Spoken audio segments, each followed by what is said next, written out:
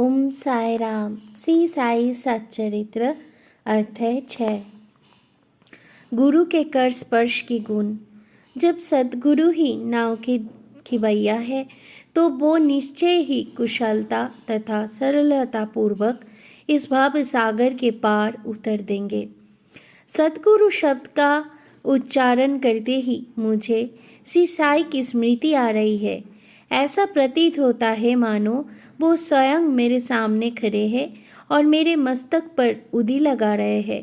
देखो देखो, वो अब अपना बरत हंस उठाकर मेरे मस्तक पर रख रहा है। अब मेरा हृदय आनंद से भर गया है। मेरे नेत्र से प्रेमाश्रु बह रही है। सद्गुरु के कर स्पर्श की शक्ति महान आश्चर्यजनक है।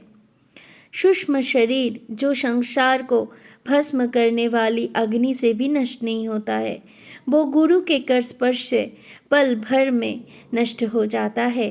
अनेक जन्मों के समस्त पाप नष्ट हो जाते हैं। ऐसी व्यक्ति जिन्हें धार्मिक और ईश्वरीय प्रसंग में पूर्ण अरुचि है, उनकी भी मन स्थिर हो जाते हैं।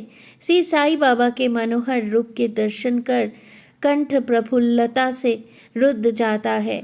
आँखों से अश्रुधारा प्रवाहित होने लगती है और जब हृदय भाव से भर जाता है तब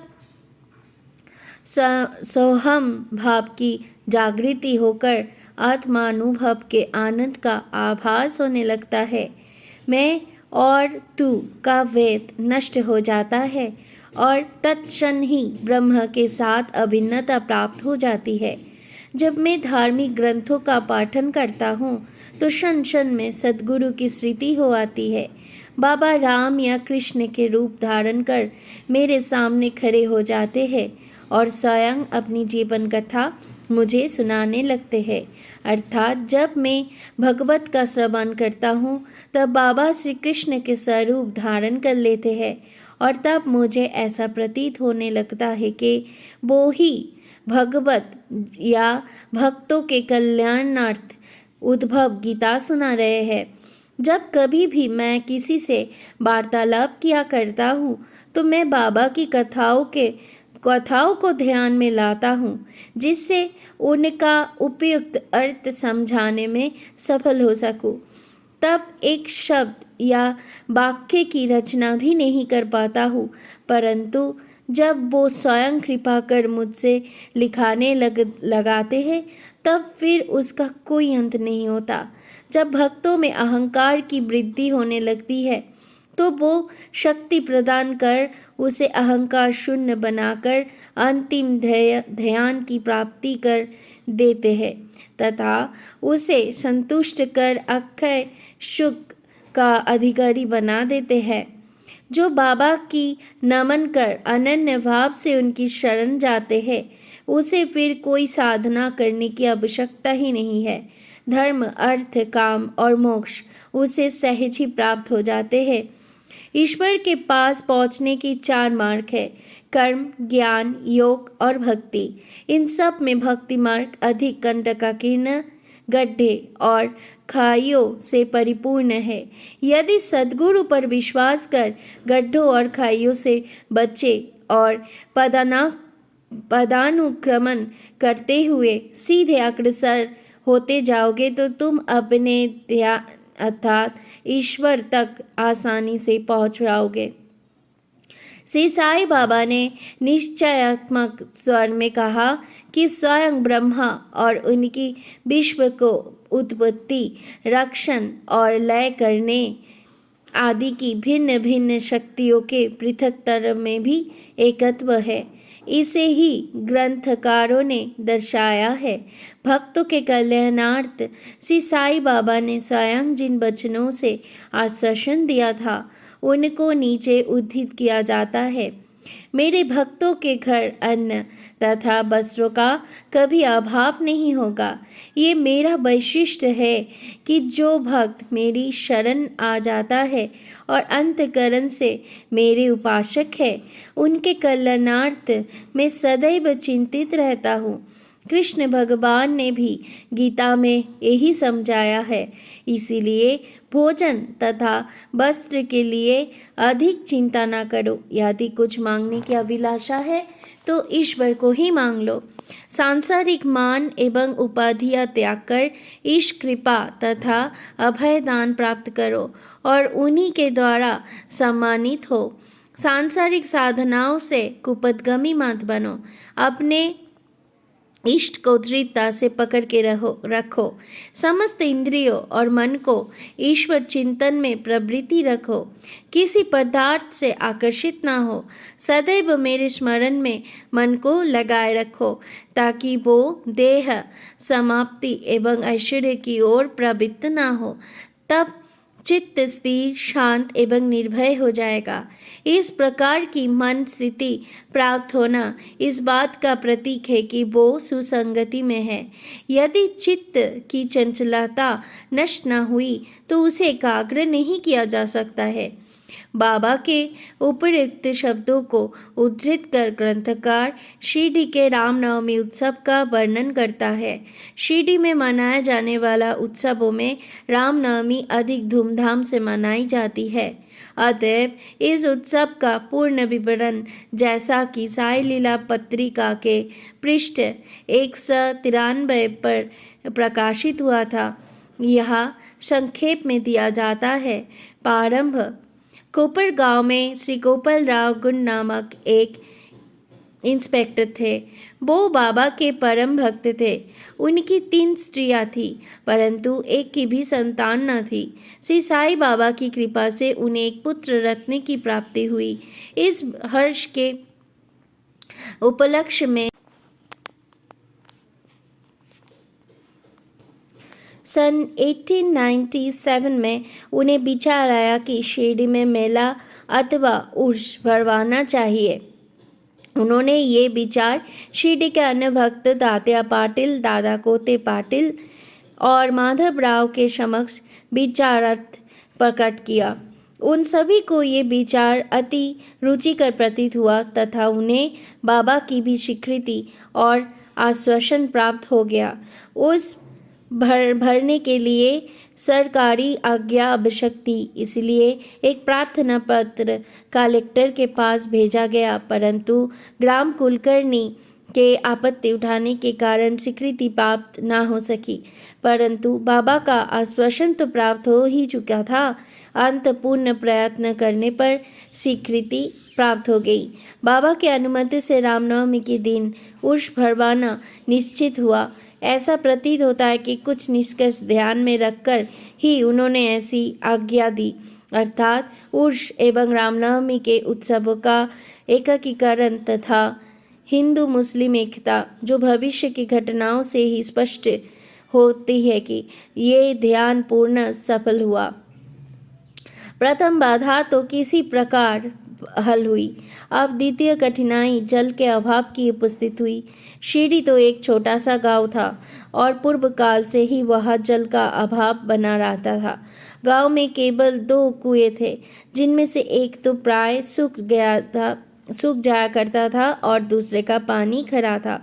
बाबा ने उसमें फूल डालकर उसके खारे जल को मीठा बना दिया, लेकिन एक कुएं का जल कितने लोगों के लिए पर्याप्त हो सकता था? इसीलिए तात्या पाटिल ने बाहर से जल मंगवाने का प्रबंध किया। लकड़ी एवं बांसों की कच्ची दुकानें बनाई गई तथा कुश्तियों का भी आयोजन किया गया। गोपाल राव गुंड के एक मित्र दामू अन्ना कसार अहमदनगर में रहते थे। वो भी संतानहीन होने के कारण दुखी थे। श्री साई बाबा की कृपा से उन्हें भी एक पुत्र रत्न की प्राप्ति हुई थी। श्री गुंड ने उनसे एक धज्ज देने के लिए कहा। एक धज्ज जागीरदार श्री नाना साहेब निमोनकर ने भी दिया। ये दोनों धज्ज बड़े समारोह के साथ गांव में से निकाले गए और अंत में उन्हें मस्जिद, जिसे बाबा द्वारका माई के नाम से पुकारते थे, उसके कोनों पर पहरा दिया गया। ये कार्यक्रम अभी भी पूर्ववत ही चल रहा है। चंदन समारोह। इस मेले में एक अन्य कार्यक्रम का भी श्री गणेश हुआ, जो चंदन उत्सव के नाम से प्रसिद्ध है। ये कोरहल के एक मुस्लिम भक्त श्री अमीर शक्कर दलाल की मस्तिष्क की सूझ थी। प्राय इस प्रकार का उत्सव सिद्ध मुस्लिम संतों के सम्मान में ही किया जाता है। बहुत सा चंदन घिसकर और बहुत सी चंदन धूप थालियों में भरी जाती है तथा लोबान जलाते हैं और अंत में उन्हें मस्जिद में पहुंचाकर जुलूस समाप्त हो जाते हैं। थालियों का चंदन और धूप नीम पर और मस्जिद की दीवारों पर डाल दिया जाता है। इस उत्सव का प्रबंध प्रथम 3 वर्ष तक सियामी शक्कर ने ही किया और उनके पश्चात उनकी धर्मपत्नी ने किया। इस प्रकार हिंदुओं द्वारा ध्वज और मुसलमान की द्वारा चंदन का जुलूस एक साथ चलने लगा और अभी तक वैसे ही तरह चल रहा है। प्रबंध। रामनवमी का दिन श्री साईं बाबा के भक्तों को अत्यंत ही प्रिय और पवित्र है। कार्य करने के लिए बहुत से स्वयं सेवक तैयार हो जाते थे और वो मेले के प्रबंध में सक्रिय भाग लेते थे। बाहर के समस्त कार्यों का भार तात्या पाटिल और भीतर के कार्य के श्री साईं बाबा की एक परम भक्त महिला राधा कृष्ण माई संभाल लेती थी। इस अवसर पर उनका निवास स्थान अतिथियों से परिपूर्ण रहता और उन्हें सब लोगों की आवश्यकताओं का भी ध्यान रखना पड़ता था। साथ ही वो मेले की समस्त आवश्यक वस्तुओं का भी प्रबंध करती थी। दूसरा कार्य जो वो स्वयं खुशी से किया करती वो था मस्जिद की सफाई करना, चूना पोतना आदि। मस्जिद की फर्श तथा दीवारें निरंतर धूनी जलने के कारण काली पड़ गई थी। जब रात्रि का बाबा चावड़ी में विश्राम करने चले जाते थे तब वो ये कार्य कर लिया करती थी।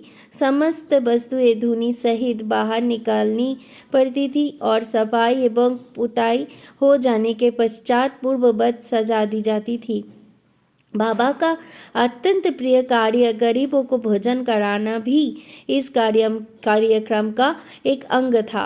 इस कार्य के लिए बृहद भोज का आयोजन किया जाता था और अनेक प्रकार की मिठाइयाँ बनाई जाती थी। ये सब कार्य राधा कृष्ण माई के निवास स्थान पर ही होता था। बहुत से धनाढ्य एवं श्रीमंत भक्त इस कार्य में आर्थिक सहायता पहुँचाते थे। उर्ष का रामनवमी के त्यौहार में समन्वय। सब कार्यक्रम इसी तरह उत्तम प्रकार से चलता रहा और मेले का महत्व क्षण क्षण बढ़ता ही गया। सन 1911 में एक परिवर्तन हुआ। एक भक्त कृष्णराव जोगेश्वर भीष्म अमरावती के दादा साहेब खरपाटे के साथ मेले के एक दिन पूर्व शिरडी के दीक्षित बाड़े में ठहरे। जब वो दालान में लेटे हुए विश्राम कर रहे थे तब उन्हें एक कल्पना सूझी। इसी समय श्री लक्ष्मण राव उपनाम काका महाजानी पूजन सामग्री लेकर मस्जिद की ओर जा रहा था। उन दोनों में विचार विनिमय होने लगा और उन्होंने सोचा कि शिरडी में उर्ष एवं मेला ठीक रामनवमी के दिन ही भरता है। इसमें अवश्य ही कोई गूढ़ रहस्य निहित है। रामनवमी का दिन हिंदुओं को बहुत ही प्रिय है। कितना अच्छा हो यदि रामनवमी उत्सव का भी श्री गणेश कर दिया जाए, अर्थात श्री राम का जन्म दिवस। काका महाजानी को ये विचार रुचिकर प्रतीत हुआ। जब मुख्य कठिनाई हरिदास के मिलने की थी जो इस शुभ अवसर पर कीर्तन एवं ईश्वर गुणानुवाद कर सके, परंतु भीष्म ने इस समस्या का हल कर दिया। उन्होंने कहा कि मेरा सरचित रामाख्यान जिसमें राम जन्म का वर्णन है तैयार हो चुका है। मैं उसका ही कीर्तन करूंगा और तुम हारमोनियम पर साथ करना तथा राधा कृष्ण माई शॉर्ट और शक्कर मिश्रित चूर्ण का प्रसाद तैयार कर देंगी। तब वो दोनों शीघ्र ही बाबा की स्वीकृति प्राप्त करने हेतु मस्जिद को गए। बाबा तो अंतर्यामी थे, उन्हें तो सब ज्ञान था कि बारे में क्या क्या हो रहा है। बाबा ने महाजानी से प्रश्न किया कि वहाँ क्या चल रहा था। इस आकस्मिक प्रश्न से महाजानी घबरा गए और बाबा के शब्द का अभिप्राय ना समझ सकने के कारण वो स्तब्ध होकर खड़े रह गए। तब बाबा ने भीष्म से पूछा कि क्या बात है। भीष्म ने रामनवमी उत्सव मनाने का विचार बाबा के समक्ष प्रस्तुत किया तथा स्वीकृति देने की प्रार्थना की। बाबा ने भी शहर से अनुमति दे दी। सभी भक्त हर्षित हुए और राम जन्मोत्सव मनाने की तैयारियां करने लगे। दूसरे दिन रंग बिरंगी झांडियों से मस्जिद सजा दी गई। श्रीमती राधा कृष्ण माई ने एक झूला लाकर बाबा के आसन के समक्ष रख दिया और फिर उत्सव आरंभ हो गया। विश्व कीर्तन करने के लिए खड़े हो गए और महाजानी हारमोनियम पर उनका साथ करने लगा। तभी बाबा ने महाजानी को बुलावा भेजा। यह महाजानी शंकित थे कि बाबा उत्सव मनाने के आज्ञा देंगे भी या नहीं, परंतु जब वो बाबा के समीप पहुंचे तो बाबा ने उनसे प्रश्न किया, ये सब क्या है? ये झूला क्यों रखा गया है? महाजानी ने बतलाया कि रामनवमी का कार्यक्रम प्रारंभ हो गया है और इसी कारण ये पालना रखा गया है यहाँ। बाबा ने नींबर पर से 2 हार उठाया। उनमें से एक हार तो उन्होंने काका जी के गले में डाल दिया तथा दूसरा विश्व के लिए भेज दिया। अब कीर्तन प्रारंभ हो गया था। कीर्तन समाप्त हुआ तब श्री राजा राम की उच्च स्वर में से जय जयकार हुई। कीर्तन के स्थान पर गुलाल की वर्षा की गई। जब हर कोई प्रसन्नता से झूम रहा था तब अचानक ही एक गरजती हुई ध्वनि उनके कानों पर पड़ी। वस्तुतः जिस समय गुलाल की वर्षा हो रही थी तो उसके कुछ कण अनायासी बाबा के आंखों में चले गए। तब बाबा एकदम क्रुद्ध होकर उच्च स्वर में अपशब्द कहने लगे एवं कोसने लगे। ये दृश्य देखकर सब लोग भयभीत होकर सिर पिटाने लगे। बाबा के स्वभाव से भली भांति परिचित अंतरंग भक्त भला इन अपशब्द का बुरा कब मानने वाले थे? बाबा की इन शब्दों तथा वाक्यों को उन्होंने आशीर्वाद समझा। उन्होंने सोचा कि आज राम का जन्मदिन है। अंत रावण का नाश, अहंकार एवं दुष्ट प्रवृत्ति रूपी राक्षसों के संहार के लिए बाबा को क्रोध उत्पन्न होना सर्वथा उचित है। इसके साथ उन्हें ये विदित था कि जब कभी भी शिरडी में कोई नवीन कार्यक्रम होती थी रचाया जाता था तब बाबा इसी प्रकार क्रोधित हो जाया करते थे। इसीलिए वो सब स्तब्ध ही रहे। इधर राधा कृष्ण माई भी भयभीत थी कि कहीं बाबा झूला ना तोड़-फोड़ डाले। इसीलिए उन्होंने काका महाजनी से झूला हटाने के लिए कहा, परंतु बाबा ने ऐसा करने से उन्हें रोका। कुछ समय पश्चात बाबा शांत हो गए और उसी दिन की महापूजा और आरती का कार्यक्रम समाप्त हो गया। उसके बाद काका महाजानी ने बाबा से झूला उतारने की अनुमति मांगी, परंतु बाबा ने अस्वीकृत करते हुए कहा कि अभी उत्सव संपूर्ण नहीं हुआ है। अगले दिन गोपाल काला उत्सव मनाया गया, जिसके पश्चात बाबा ने झूला उतारने की आज्ञा दे दी। उत्सव में दही मिश्रित पोहा एक मिट्टी के बर्तन में लटका दिया जाता है और कीर्तन समाप्त होने पर वो बर्तन फोड़ दिया जाता है और प्रसाद के रूप में वो पोहा सबको वितरित कर दिया जाता है, जिस प्रकार कि श्री कृष्ण ने ग्वाला के साथ किया था। रामनवमी उत्सव इसी तरह दिन भर चलता रहा। दिन के समय 2 ध्वज का जुलूस और रात्रि के समय चंदन का जुलूस बड़ी धूमधाम और समारोह के साथ निकाला गया। इस समय के पश्चात ही उर्ष रामनवमी में परिवर्तित हो गया। अगले बरस से रामनवमी के कार्यक्रम की सूची में वृद्धि होने लगी। श्रीमती राधा कृष्ण माई ने चैत्र की प्रतिपदा से नाम सप्ताह प्रारंभ कर दिया। लगातार दिन रात 7 दिन तक भगवत नाम लेना नाम सप्ताह कहलाता है। सब भक्त इसमें बारी बारी से भाग लेते थे। वो भी प्रातःकाल सम्मिलित हो जाया करती थी। देश के सभी भागों में रामनवमी का उत्सव मनाया जाता है, इसलिए अगले बरस हरिदास की मिलने की कठिनाई पूर्ण उपस्थित हुई, परंतु उत्सव के पूर्व ही ये समस्या हाल हो गई। 5-6 दिन पूर्व श्री महाजानी की बाला बुआ से अकस्मात भेंट हो गई। बुआ साहेब आधुनिक तुकाराम के नाम से प्रसिद्ध थे और इस वर्ष कीर्तन का कार्य उन्हें ही सौंपा गया। अगले वर्ष सन 1913 में श्री हरिदास बृहत्सिद्ध कपटी ग्राम में प्लेग का प्रकोप होने के कारण अपने गांव में हरिदास का कार्य नहीं कर सकते थे। इस वर्ष वो शिरडी में आए। काका साहेब दीक्षित ने उनके कीर्तन के लिए बाबा से अनुमति प्राप्त की। बाबा ने भी उन्हें यथेष्ट पुरस्कार दिया एवं सन 1914 से हरिदास की कठिनाई बाबा ने सदैव के लिए हल कर दी। उन्होंने ये कार्य स्थायी रूप से दास गनु महाराज को सौंप दिया। तब से वो इस कार्य को उत्तम रीति से सफलता और विद्वतापूर्वक पूर्ण लगन से निभाते रहे। सन 1912 से उत्सव के अवसर पर लोगों की संख्या में उत्तरोत्तर वृद्धि होने लगी। चैत्र शुक्ल अष्टमी से द्वादशी तक शिरडी में लोगों की संख्या में इतनी अधिक वृद्धि हो जाया करती थी मानो मधुमक्खी का छाता ही लग गया हो। दुकानों की संख्या में वृद्धि हो गई। प्रसिद्ध पहलवानों की कुश्तियाँ होने लगी। गरीबों को बृहत् स्तर पर भोजन कराया जाने लगा। राधा कृष्ण माई के घोर परिश्रम के फलस्वरूप शिरडी को संस्थान का रूप मिला।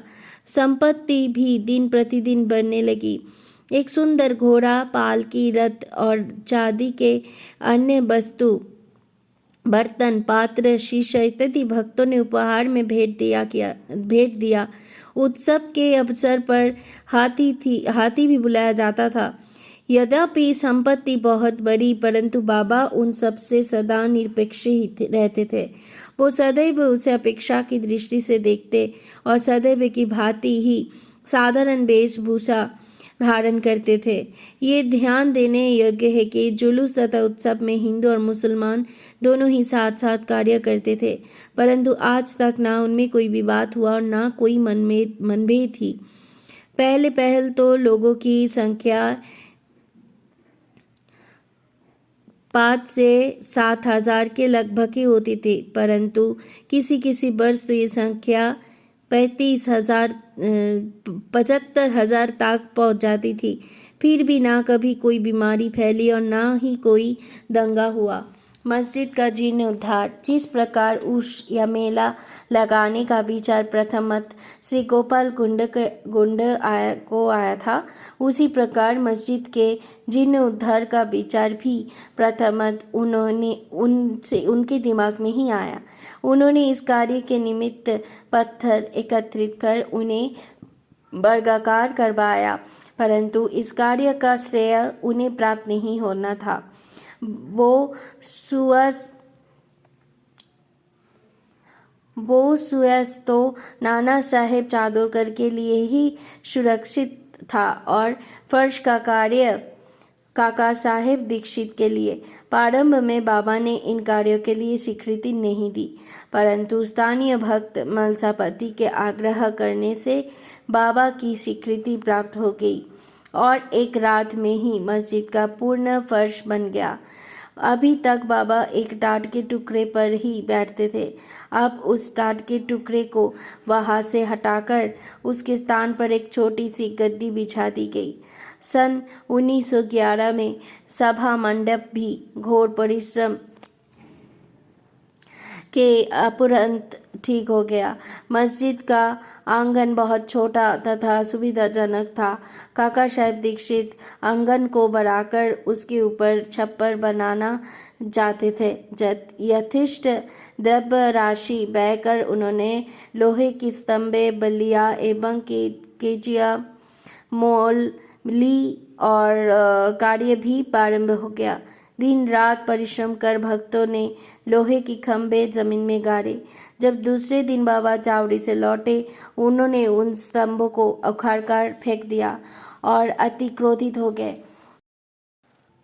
उन्होंने एक हाथ से खंभा पकड़कर उसे उखाड़ने लगे और दूसरे हाथ से उन्होंने तात्या का साफा उतार लिया और उसमें आग लगाकर गड्ढे में फेंक दिया।